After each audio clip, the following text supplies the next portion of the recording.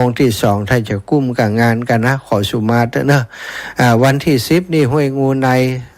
บรรจุหัวใจพระธาตุวันที่21นะกาลวะงานประจำปีนะที่วัดไฟหินนะพระเจ้าหลวงพ่อเจ้าคุณอภัยสารทะสังฆราชองค์แรกของลันนาภาคเหนือของเฮาเนาะศรัทธาญาติโยมอีป่อยอีแม่ทั้งหลายได้มาร่วมบุญร่วมกุศลกันนักๆเนอะศรัทธาญาติโยม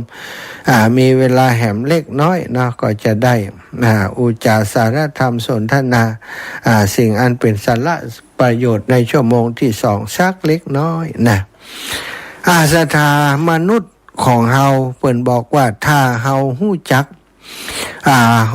กความไม่เที่ยงของชีวิตจริงๆชีวิตของเฮาจะเปลี่ยนไปอย่างใดพ้องอันนี้ศรัทธาญาติโยมมนุษย์ถ้าฮู้จักความบัดเที่ยงจริงๆบัดใจว่าเพียงแต่เข้าใจนะบัดเที่ยงนี้ภัยก็อาจจะอู้ได้สิ่งทั้งหลายมันบัดเที่ยงมันบัดเที่ยงมันบัดเที่ยงมันเป็นทุกข์มันเป็นอนัตตาเนี่ยอู้ได้โมดศรัทธาญาติโยมแต่มีไผ่สักกี่คนที่ว่าจิตมันสัมผัสได้ว่ามันบัดเที่ยงจริงๆเนี่ยมันรู้สึกจากภายในจริงๆว่ามันบัดเที่ยงมันมีการเปลี่ยนแปลงไปจริงๆรู้อย่างอีนะหันภาวะความบัดเที่ยงจริงๆเกิดขึ้นบัดใจหันเพียงเข้าใจโดยความคิดแต่หันชัดด้วยปัญญาอันนี้มันตาเต้นเนอะแม่บ่ได้เปิดสายให้โทรแต่โทรมากำลังหาเดี๋ยวก่อนใจเย็น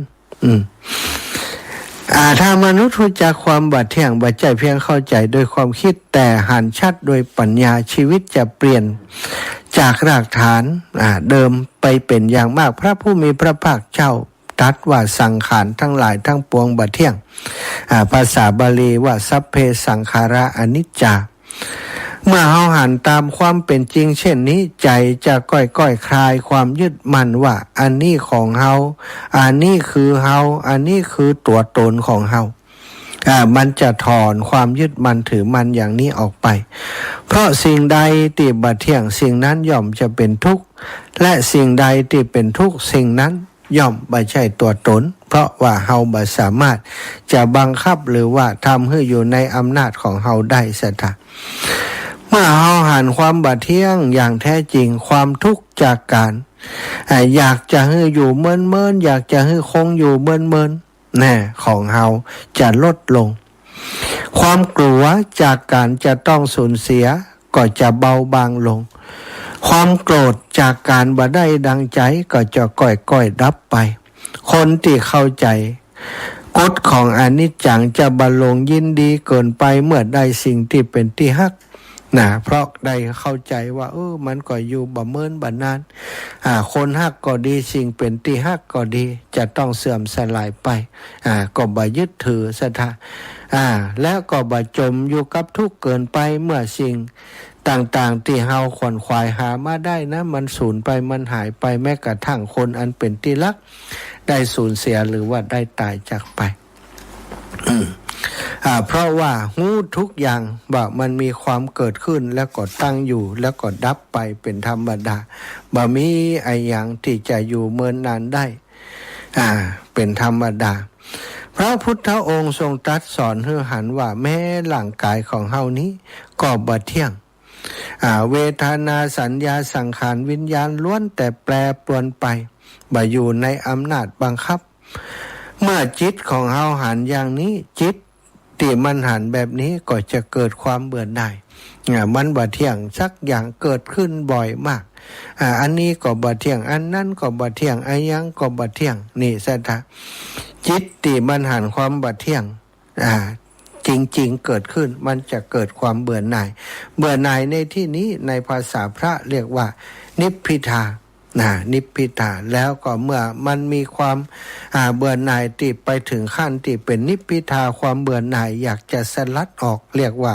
วิราคะคือการคลายความกำหนัด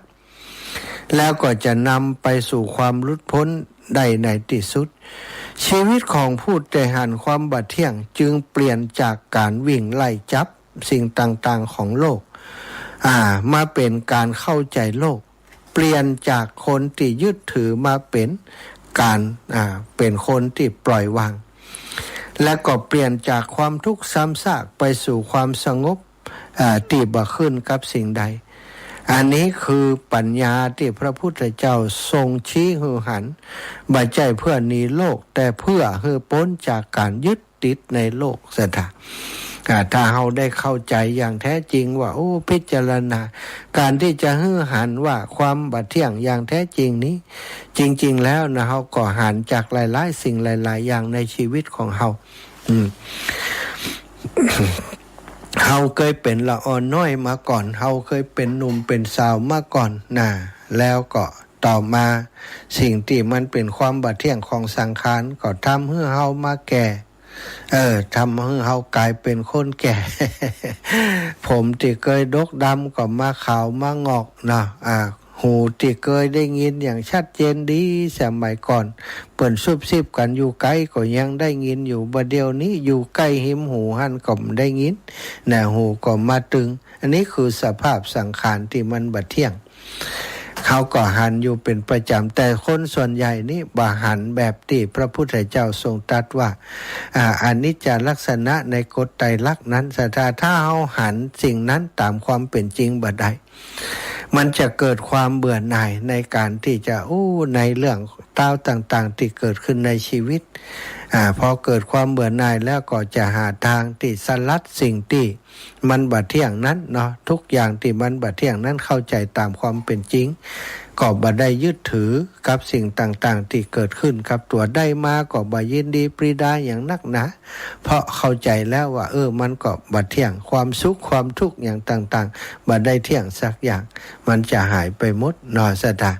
ถ้าเฮาได้พิจารณาสิ่งเหล่านี้เนาะโดยการมรณสติก็ดีเจริญมรณสติก็ดีเจริญอสุภกรรมฐานก็ดีเนี่ยมันจะหันสิ่งที่เป็นความบัดเที่ยงของสังขารทั้งหลายแล้วก็จะคลายความยึดถือในตัวตนในของตนต่างๆปล่อยวางปล่อยวางถึงจะปล่อยวางได้บ่ถึงสิ้นสุดนะศรัทธาบ่ได้ปล่อยวางอย่างพระอรหันตเจ้าแต่เข้าใจในกฎธรรมชาติและปล่อยวางก่อยๆฝึกฝนไปทีละนิดนะต่อไปมันก็จะปล่อยวางในสิ่งที่ยิ่งใหญ่ความยึดถือระดับสูงของเราได้ในที่สุดเนาะเอาละศรัทธาญาติโยมได้อูจากกันมาฝากสารธรรมเป็นข้อคิดสะกิดเตือนใจให้กับศรัทธาอีป่อยอีแม่ได้เพียงเล็กน้อยในชั่วโมงที่2นะก็ขอขอบคุณทุกคนทุกท่านติดตามรับฟังรายการตอนนี้ก็จะเปิดสายแล้วเนาะเปิดสายให้ศรัทธาญาติโยมได้โทรเข้ามาเนาะ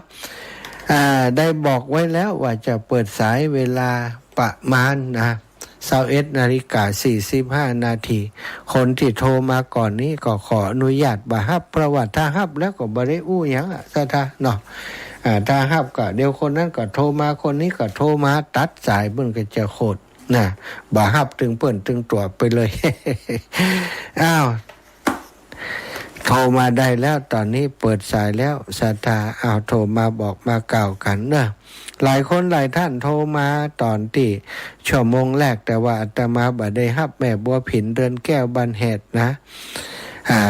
ก็โทรมาบ่ได้รับเหมือนกันน้องน้อยถ้าจะรับแล้วก็อีตัวน้อยปกติจะโทรมาตอนชั่วโมงแรกนั้นนะเนาะเพราะว่าน้องน้อยมันฟังตัวอีตัวน้อยฟังตัวศรัทธาศรัทธาญาติโยมเวลาอย่างพอมีเวลาที่จะได้สื่อสารอุจากันเนาะแม่บ้านเย็นจันทวงศ์พรุ่งนี้ไปสีหมวดเก้าแล้วก็หนองยางเนอะถ้ายังไม่รับเด้อนะแม่บ้านเย็นจันทวงศ์ตอนพรุ่งนี้ไปสีหมวดเก้าเนอะเจริญปอนพี่น้องสีหมวดเก้าประการไว้เจ้าดังเจ้าแม่เจ้าจำที่ได้แม่ยังไงแม่บ้านเย็นก็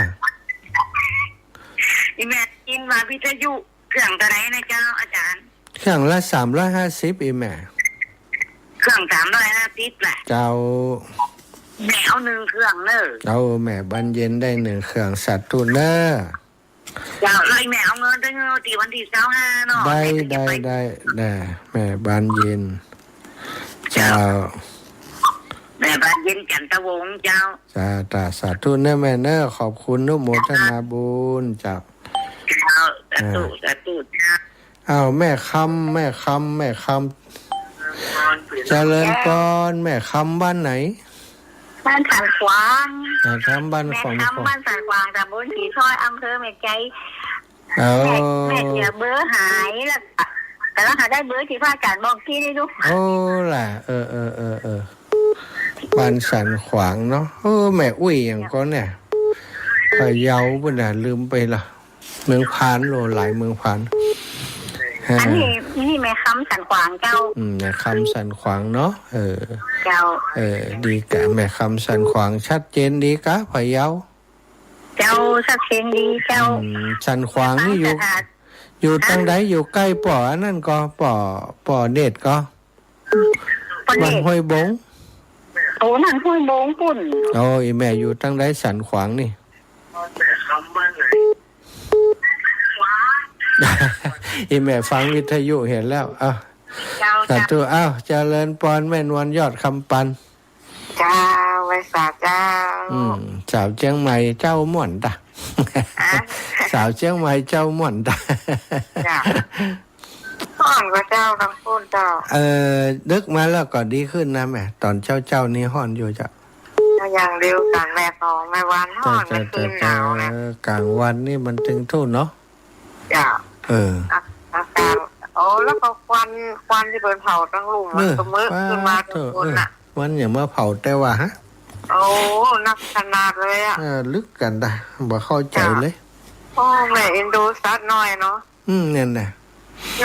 ตัวน้อยๆนิดๆอ่ะ ตายหมดอ่ะ ตายหมดอ่ะทำห่อนตัวแหมเนาะ เจ้า แม่เป็นกำลังใจให้เนอะ อาตู้เจ้าอีแม่ เจ้าไว้สาเจ้า บุญรักษา จ้า มาแล้วพี่น้องนาน้อยนึกว่าลืมกันแล้ว ไอ้สาครับครูพระอาจารย์วันที่ทำน้องอยู่ครับเมื่อกี้อยู่เนาะปฏิแต่บัติดแหละกดอย่างใดก็ได้เนาะรู้กันชั่วโมงที่2แค่ชั่วโมงที่2เนาะช่วงนี้ผลไม้นักก็ครับเป็นอยู่ตลอดครับปีมีบ่โอ้ก็มีเนาะอันนั้นมีก็ไอ้อย่างก็เนี่ยตียังมาฝังเนี่ยมายงชิดอ่ะยงชิดก็มีอยู่ครับนายปอนี่เปิ้นหุ่มทำสวนเนอะเต้าเก่งมากเลยสวนเลี่ยมมับเนาะแต่ผมเนี่ยแต่ก็ไม่จะอย่างนี้ละครับเนาะปีใหม่ลูกหลานก็มาแอวสวนเนอะครับจัดปีนี้ใส่บัวได้มาพระอาจารย์ดูครับพุ่นเดือนพฤษภาคมลูกจะได้มาครับล่ะเนาะทำการทำงานเนาะปอนเนาะปีใหม่ครับมันเปิดงานเปิดบัวได้นี่นะครับมันรถกับแป้งแถมเนาะใช่สาธุขอบคุณนี่ปอนนะครับสเตจเลยอนุโมทนาบุญเลย2.5เลยครับสาธุปันสายให้คนอื่นก่อน0967จากตังใดจากน่านเจ้าสาวเมียงน่านไผนี่เจ้าแม่หยังแม่วิมลพรลาจ้าแม่วิมลนี่สายแรกกันมาคนเคยโทรมาแต่นี่เคยโทรแล้วเจ้าแต่บอกไปติเหรอแม่วิมลนามสกุลหยังก็ขอดลาจ้าขอดลาบ้านไหนบ้านเฮดนะเจ้าบ้านเฮดนะคะใกล้ก็ไม่ผิดนะคะเจ้าแม่โบโหนจะตอบสมเพชนะเจ้าไก่กันหันได้ปฏิทินแล้วเนาะเจ้าได้แล้วเจ้าหลวงปู่ทรงสาธุเนอแมนด้าเจ้าบุญรักษาเจ้าแม่ก้อมใจค้ำปีน้องเมืองเงานมัสการเจ้าเจริญปอนนาย วันเราไม่ได้ยินเสียง เหมือนละกะมันได้ยินเสียงก็วันอังคารบ่กะได้ยินเนาะตอนเจ้าเมืองเงาเปิ้นก็ถ่ายทอดอ่ะวิทยุมันบ่ดีทันวิทยุดีจุ่มน้ำเลย วันที่25พอกันหนาวที่จะได้ไปมึงไปอยู่ไปกรุงเทพมาจะถึงจะตันโหเนอจะไปพออันอยากจะไปดูสถานีมาจากพ่อโทษงามผ่องสถานีไหมเนี่ยเนาะโอ้เก่งมากว่าภาคสมชาตินี่เก่งขนาดนักเนี่ยอย่างฝนไปหมดเลยจ้าเก่งเจ้าสาธุเจ้าบุญรักษาเน้อสาธุเอ้าทางเมืองเงานี่แม่ย่าแม่ครูอารีพันธ์ศรีวิริยะไมตรีนะวันนี้แม่ย่าโทรมาแต่มาพอดีพักผ่อนพอดีพักผ่อนลงจากหลังคามาอ่อนส่งน้ำแล้วสุนเข้าไปพักกำก้อนมันมีแหงจัดรายการซะท่าไม่อยากครัวรีพันโทรมาเลยบ่ได้รับสายแม่สักกรรมแล้วก็บ่ได้โทรกลับตั้งวันเดียวฝากเสียงนี้ไปทักทายแม่เนอะได้ยินเสียงตั้งนี้ก็หายคิดถึงแล้วก็ ขอบคุณโยมแม่โยมแม่โยมปี่โยมน้องทั้งหลายอยู่ทุกที่ทุกแห่งทุกหนทุกคนทุกท่านเนอะขออำนวยอวยใจศรัทธาท่านเจ้าทุกคนทุกท่านขอให้ศรัทธาท่านเจ้าทั้งหลายอยู่ดีมีสุขจากที่ก่อปันมาจากหาก่อปันใดจะเดินทางขึ้นเหนือล่องไตก็ขอให้ได้ปลอดภัยในทุกเส้นทางเนอะวันนี้ได้อยู่เป็นเพื่อนกับศรัทธาญาติโยมมาเป็นเวลาพอสมควรแล้วเนาะก่อนจะนำรายการจากลาไปก็ขออนุโมทนาบุญกับทุกคนทุกท่านที่ฝากให้ฝากหอมในโครงการต่างๆบอกว่าจะเป็นโครงการเป็นซื้อปุ๋ยซื้ออุปกรณ์สร้างสำนักงานสถานีก็ดีให้หอมสร้างวัดแม่หลองใต้มาก็ดีตลอดถึงเป็นเจ้าภาพเจ้าสถารางวัลที่จะเป็นของชำร่วยมอบให้กับคนมาร่วมงานในวันที่25ก็ดีแล้วก็บางท่านบางคนได้ร่วมบุญเป็นผ้าป่าสามัคคีในวันรดน้ำดำหัวมาแหมก็ดีก็ต้องขอบคุณทุกคนทุกท่านเป็นอย่างสูงเนาะเป็นอย่างสูงก็ขอให้อยู่ดีมีสุขกันชุผู้ชุคนเนอก็บอกกันไปวันที่25มาแอววัดบรรพตสถิตมารับรางวัลเป็นวิทยุโดยมาได้รดน้ำดำหัวครูบาอาจารย์โดยฝากงานวันที่10สำหรับพี่น้องเมืองฝางเนอบรรจุหัวใจพระธาตุที่วัดโสภณารามบ้านห้วยงูในร่วมกันเนาะเวลา9 นาฬิกาเป็นต้นไปสถานต่างจังหวัดต่างถิ่นต่างที่ต่างอำเภออื่นๆก็เจริญพรโดยเหมือนกันเนอะวันที่21ที่วัดไฟหินเป็นงานประเพณีส่งน้ำนะแล้วก็กาลวะท่านครูบาเจ้าอภัยสารทะส่งน้ำพระธาตุโดย